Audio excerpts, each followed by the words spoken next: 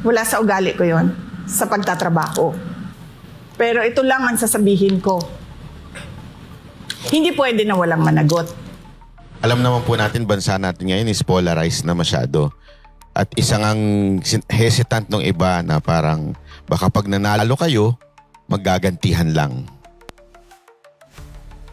Kayo po ba isang magiging presidente na mag-unify sa ating bansa? O magiging vengeful. Oo.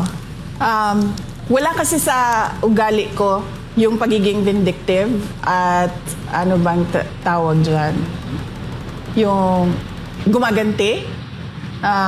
Kung makikita nyo sa governance ko, noong ako ay mayor ng Davao City, tumanggap din, nung kampanya, tumanggap din ako ng sobrang katakot-takot na banat mula sa naging katunggali ko at the time bilang mayor candidate.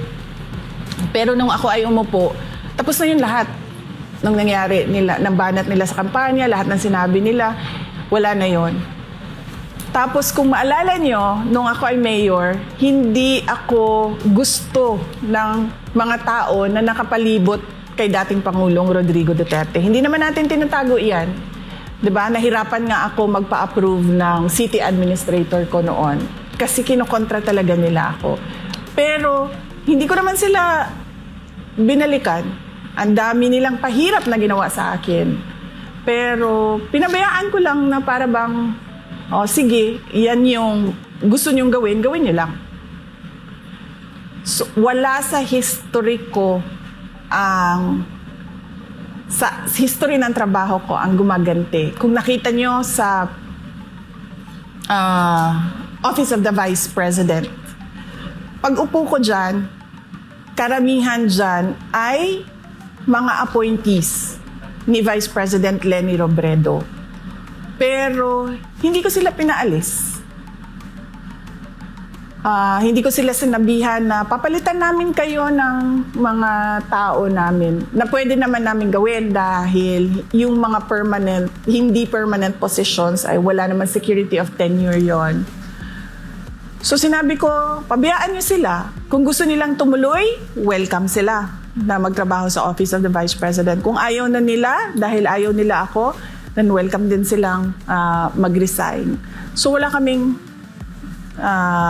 pinaalis dyan.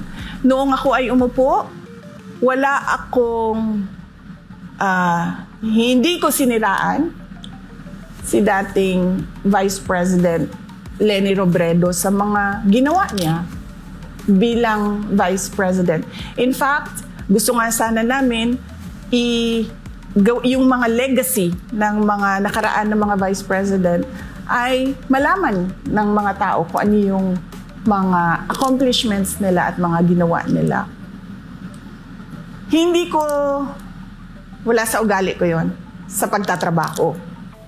Pero ito lang ang sasabihin ko. Hindi pwede na walang managot. Yung nire-recruit ko na Vice President, siya ang magpapanagot sa mga gumawa ng mali sa bayan. Para ako, nakatutok ako sa trabaho ng presidente.